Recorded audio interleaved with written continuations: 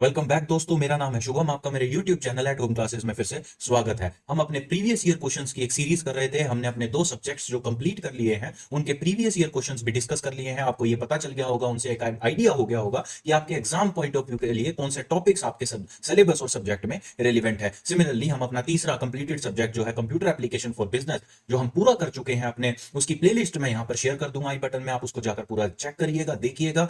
और आज हम उसी के पीवाईक्यूज डिस्कस करेंगे। पीवाईक्यूज जो है 18 और 19 साल वाले हैं। तो आइए बिना किसी देरी के स्टार्ट करते हैं। उससे पहले अगर आपको मेरा कंटेंट ये पसंद आता है तो प्लीज कमेंट सेक्शन में जाइए, एक अच्छा खासा फीडबैक दीजिए, सब्सक्राइब बटन दबाइए और लाइक बटन दबाइए और शेयर जरूर कीजिएगा। आइए स्टार्ट करते हैं हमारा कंप्यूटर एप्लीकेशन टू बिजनेस का फर्स्ट ईयर का, यानी कि जो आपका सेमेस्टर 1 का है उसका 2018 का प्रीवियस ईयर क्वेश्चन। तो उसके अंदर हमें जो है छोटा सा आपका पेपर होता है 60 मार्क्स का। ज्यादा आपको इसके अंदर सवाल पूछे नहीं जाते हैं, जो पूछे जाते हैं वो आपको ऑलरेडी अच्छे से करा दिए गए हैं। तो आइए देखते हैं क्या क्या क्वेश्चन जो है आपके पूछे गए हैं। तो सबसे पहले है what is a computer software. तो बताइए कि आपको ये चीज नहीं पता कि कंप्यूटर सॉफ्टवेयर क्या होता है। एक सेट ऑफ इंस्ट्रक्शंस होती हैं जिसके अंदर जो है आप यूजर जो है अपने हार्डवेयर, कंप्यूटर हार्डवेयर के साथ, यानी सॉफ्टवेयर और हार्डवेयर आपस के अंदर इंटरैक्ट कर सकते हैं। यूजर इंटरफेस कर सकता है अपने कंप्यूटर सिस्टम के साथ, उसको कमांड्स दे सकता है। वो चीजें किसके द्वारा की जाती हैं? कंप्यूटर सॉफ्टवेयर के द्वारा। कितने तरह के होते हैं? एप्लीकेशन सॉफ्टवेयर होता है, सिस्टम सॉफ्टवेयर होता है, वो सारी चीजें आपको करा दी गई थी। Differentiate between human being versus a computer. अब बताइए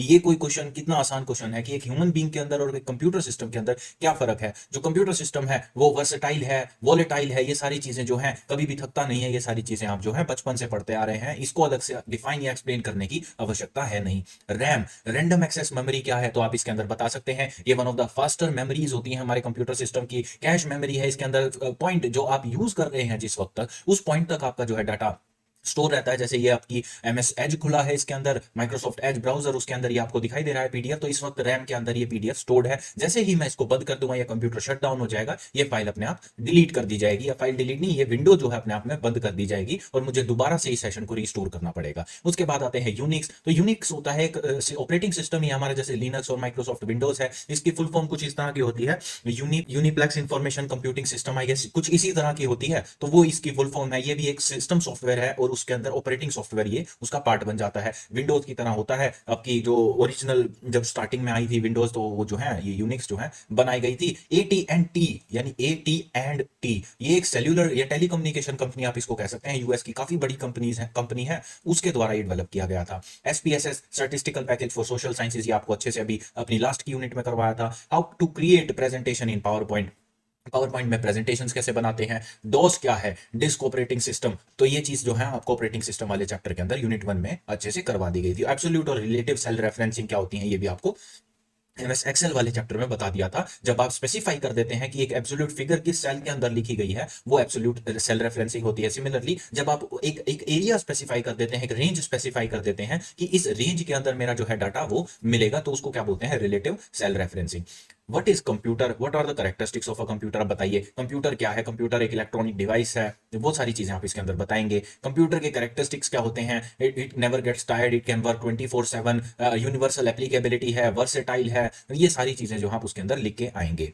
वट आर इनपुट डिवाइसेस। अब बताइए इनपुट डिवाइसेस क्या होते हैं। इनपुट डिवाइसेस आपके कीबोर्ड हो गए, आपका माइक हो गया, आपका वेब कैम हो गया, आपका माउस हो गया, ये सारे क्या है? आपके इनपुट डिवाइसेस हैं। स्कैनर हो गया। तो ये आपको डिफाइन करके आने हैं, यानी कि वो डिवाइसेस, वो पेरिफेरल, वो हार्डवेयर जिनसे आप अपने कंप्यूटर को इनपुट्स दे सकते हैं, जिससे आप अपने कंप्यूटर को कमांड इशू कर सकते हैं और वो उन कमांड्स के बेसिस पे आपको आउटपुट निकाल के देगा।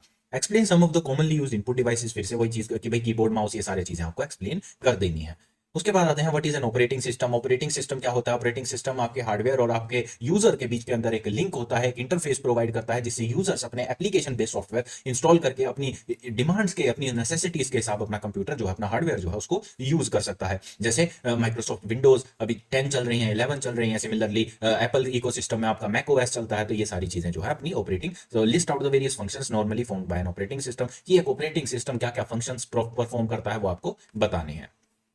फिर हमारे पास आता है व्हाट इज प्रोग्रामिंग लैंग्वेज। अब मैंने आपको प्रोग्रामिंग लैंग्वेज भी बताई थी, हमारी मशीन लैंग्वेज थी, हाई लेवल लैंग्वेज थी, लो लेवल लैंग्वेज थी, वो सारी चीजें हमने डिस्कस कर ली थी। ये क्वेश्चन नंबर 4, अभी ऊपर इनपुट पूछा था, अभी यहाँ पर आउटपुट पूछा है। और क्वेश्चन पूछने का ढंग कितना सिमिलर है। Explain some of the commonly use, तो ऑलमोस्ट सिमिलर क्वेश्चन है इनपुट और आउटपुट का, ये चीज। उसके बाद आते हैं कंप्यूटर मेमोरी की। कंप्यूटर की मेमोरी क्या होती है, मेमोरी कितने तरह की होती है, primary memory, secondary memory, RAM, ROM, इस तरह की सारी चीजें आप इसके अंदर डिफाइन करके आएंगे। फिर आता है what do you mean by computer network, computer network से आप क्या समझते हैं, क्या होता है कंप्यूटर नेटवर्क, जो हमने किया था ना, लैंड लोकल एरिया नेटवर्क। फिर उसके बाद क्या आता है मेट्रोपॉलिटन एरिया नेटवर्क, उसके बाद क्या आता है वाइड एरिया नेटवर्क, उसके बाद क्या आते हैं कैंपस एरिया नेटवर्क। ये सारे नेटवर्क जो हैं वो किसके हैं, कंप्यूटर नेटवर्किंग के हैं। तो ये चीजें आपको यहाँ पर बता देनी है। उसके बाद आता है व्हाट इज इंटरनेट, इंटरनेट क्या है, क्या है infinite indefinite number of computers का एक कनेक्शन है, इंटरकनेक्टिविटी है, जो डाटा को जो है शेयर करने में आपकी मदद करता है। Explain it's benefit and application, क्या इंटरनेट के बेनिफिट्स और एप्लीकेशंस आपको नहीं पता, तो ये चीजें यहाँ पर पूछी गई हैं। तो आप देख रहे होंगे अब तक कि कंप्यूटर का जो एग्जाम है, कंप्यूटर का जो पेपर है, वो एकदम बेसिक लेवल का है, बिल्कुल 10th ग्रेड या मैं आपको मुझसे भी छोटे ग्रेड का है, क्योंकि 10th में भी HTML HTTP वगैरह लैंग्वेजेस आ गए थे, ये तो वो भी स्टैंडर्ड पर नहीं पहुंच रहा है। वही चीजें हैं। अकाउंटिंग पैकेज क्या होते हैं, स्टैटिस्टिकल अकाउंटिंग पैकेजेस क्या होते हैं, आपका टैली था अकाउंटिंग पैकेज, स्टैटिस्टिकल पैकेज आपका SPSS हो गया, ठीक है। तो ये चीजें आपको जो है देख लेनी है। उसके बाद अपने 2019 वाले पेपर में आ जाते हैं फिर से। आउटपुट डिवाइस, दो आउटपुट डिवाइस, यार मतलब देखिए कितनी सिंप्लिसिटी है यहाँ पर, सिर्फ दो आउटपुट डिवाइस के नाम लिखने हैं आपको और कुछ नहीं करना है। अब बताइए, list any four differences between primary memory and secondary memory, primary memory और सेकेंडरी मेमोरी के अंदर डिफरेंसेस बताइए। ईमेल क्या होता है, इलेक्ट्रॉनिक मेल होता है, क्या करने के लिए काम आता है, मैसेज भेजने के काम आता है, कम्युनिकेट करने के काम आता है। What do you mean by EDI, electronic data interchange. उसके बाद क्या है shortcut command of opening and saving, बताइए। क्या ये नहीं पता आपको कि एक फाइल को ओपन कैसे करते हैं और सेव कैसे करते हैं, कंट्रोल O कंट्रोल N अगर न्यू फाइल है, कंट्रोल O अगर ओपन करना है, और कंट्रोल S किसके लिए, सेव एज के लिए। What is the purpose of word art, word art का क्या पर्पस है, वही चीजें यहाँ पर बता दी गई हैं। ये क्या चीज है, इधर नाम कुछ और, इधर नाम कुछ और। उसके बाद यूनिट है what are the important characteristics of a computer system, तो कंप्यूटर सिस्टम के इंपॉर्टेंट कैरेक्टरिस्टिक्स क्या है। ब्लॉक डायग्राम बनाइए बेसिक कंप्यूटर का भी। ये ब्लॉक डायग्राम क्या होता है मैं बताता हूँ आपको। एक डब्बा बनाना है, उसके ऊपर मार्क करके लिख देना है ये मॉनिटर है। आपको उसके नीचे एक रेक्टेंगुलर बॉक्स बनाना है, उसके नीचे लिख देना है ये कीबोर्ड है। एक छोटा सा और बॉक्स बना दीजिए, वो माउस है। एक और छोटा रेक्टेंगुलर वर्टिकल बॉक्स बना दीजिए, वो CPU है। ये आपको बनाना है। अब बताइए इसमें क्या मुश्किल है। What do you mean by software, की सॉफ्टवेयर क्या होता है, फिर से सेट ऑफ इंस्ट्रक्शंस होती हैं जो आप अपने कंप्यूटर को कमांड करने के लिए इस्तेमाल करते हैं। सॉफ्टवेयर कितने तरह के होते हैं जिन्होंने खुद ही दे रखा है, सिस्टम सॉफ्टवेयर और एप्लीकेशन सॉफ्टवेयर। सिस्टम के क्या टाइप्स होते हैं और एप्लीकेशन के क्या टाइप हैं, आप बता दीजिए। सिस्टम सॉफ्टवेयर कौन से होते हैं, ऑपरेटिंग सिस्टम हो गया हमारा, बायोस हो गया, ड्राइवर्स हो गए, ये हमारे सिस्टम सॉफ्टवेयर। एप्लीकेशन कौन से हैं, MS office, MS word, power point, जो यूजर की नीड के हिसाब से यूजर बाद में इंस्टॉल करता है, वो सारे हमारे एप्लीकेशन सॉफ्टवेयर हो गए। अब क्या है B2B पूछा है, business to business, business to consumer और कंज्यूमर टू कंज्यूमर, ई-कॉमर्स, ये सारी चीजें जो है अच्छे से आपको करा दी गई थी। What do you mean by electronic payment system, electronic payment से आप क्या समझते हैं, उसकी कैरेक्टरिस्टिक्स क्या होती हैं, ये सारी भी चीजें जो है हमने अपने ई-कॉमर्स और उस वाले EDI वाले जो चैप्टर है, यूनिट है, उसके अंदर कवर कर ली थी। वर्ड प्रोसेसिंग से आप क्या समझते हैं, क्या होता है वर्ड प्रोसेसर। वर्ड प्रोसेसर अपना MS वर्ड हो गया, और लोटस स्वीट सूट में भी एक वर्ड प्रोसेसर था, वर्ड प्रो के नाम से था शायद वो। तो वो चीजें हैं कि आप एक वर्ड अपने टेक्स्ट को फॉर्मेट कर सकते हैं, एडिट कर सकते हैं, इंटरप्रेट कर सकते हैं, वो सारी चीजें किसके अंदर करेंगे, वर्ड प्रोसेसर में। एप्लीकेशन क्या है, text editing and formatting features of word processor. आप टेक्स्ट एडिटिंग में क्या कर सकते हैं, उसका फॉन्ट स्टाइल चेंज कर सकते हैं, साइज चेंज कर सकते हैं, अलाइनमेंट चेंज कर सकते हैं, और क्या चीज, बोल्ड इटैलिक अंडरलाइन कर सकते हैं। तो ये सारी चीजें आप उसके अंदर आराम से लिख देंगे। How is a new presentation created in power point, right steps adding music sound video in presentation. Simple, presentation कैसे बनानी है वो पूछा गया है आपसे। टैली क्या है वो पूछा गया है, एक अकाउंटिंग पैकेज है। मैंने आपको टैली बहुत डिटेल में करा दिया था, आप देखिएगा उसको जाके। आप जाएंगे टैली की जो इनिशियल विंडो होती है, उसके अंदर आपको 3 ऑप्शन मिलते हैं, create company, open company, new company, या सेटिंग्स, एक्टिवेट लाइसेंस और एग्जिट। उस पे आप अगर ओपन कंपनी करते हैं तो आपको अपनी कंपनी ओपन करनी होती है। कंपनी ओपन करेंगे तो आपका एक एडमिनिस्ट्रेटर पासवर्ड देना होता है। पासवर्ड नहीं है तो आपकी डायरेक्टली कंपनी होने जाती है। और जब आपका पहली विंडो जो है आपको देखने को मिलती है वो गेटवे टू टैली होती है। उसके अंदर आपकी अकाउंट इन्फो, आपकी इन्वेंट्री इन्फो और इस तरह की सारी चीजें जो है लाइन बाय लाइन सारी अटैच की गई होती हैं। अकाउंटिंग वाउचर, इन्वेंट्री वाउचर, उसके बाद आपका डिस्प्ले का ऑप्शन आता है जिसके अंदर आप अपनी रिपोर्ट्स में आती हैं, आपकी P&L, बैलेंस शीट, ये सारी चीजें। उसके बाद रेशियो एनालिसिस, उसके बाद नीचे आता है डिस्प्ले जिसके अंदर आप अपने वाउचर्स और ये सब चीजें देख सकते हो।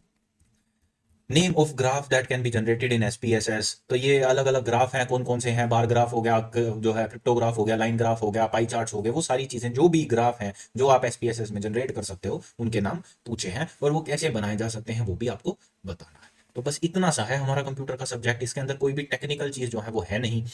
जो है एक रीडिंग, मेरे ख्याल में 1 या 2 reading maximum, that can be उतनी बहुत है आपके एग्जाम को ये अच्छे से अटेम्प्ट करवाने के लिए। कुछ भी इतना भारी चीज नहीं है। आप कंप्यूटर एक ऐसी चीज है, आप डे टू डे यूज करते हो, आपको पता है रैम क्या होती है, आपको पता है सॉफ्टवेयर क्या होते हैं, ये सारी चीजें जो है आपको ऑलरेडी पता है। आप इनको बस उस कंटेंट वाले PDF के अंदर से 2 या 3 बार कवर कर लीजिए, आपका जो है 60 में से कम 45 मार्क्स तो आ ही जाएंगे। अगर आपकी प्रेजेंटेशन भी अच्छी है, जैसे यहाँ पर एक ब्लॉक डायग्राम बताने को बोला था, आप उस डायग्राम को जितना अच्छे से ट्रेस या वैसा ऐसा ऐसा बस डिब्बा बना के आ गए। हाँ, मैंने समझाने के लिए आपको बोला है, बट वहां पर अगर थोड़ी स्ट्रेट लाइंस बनाने की कोशिश कीजिए, थोड़ा डिटेल रखने की कोशिश कीजिए, क्योंकि 16 नंबर में वही बात है ना, आप कुछ भी ऐसे मत करके आइए, जो थोड़ी प्रेजेंटेशन अपनी जरूर अच्छी करिए।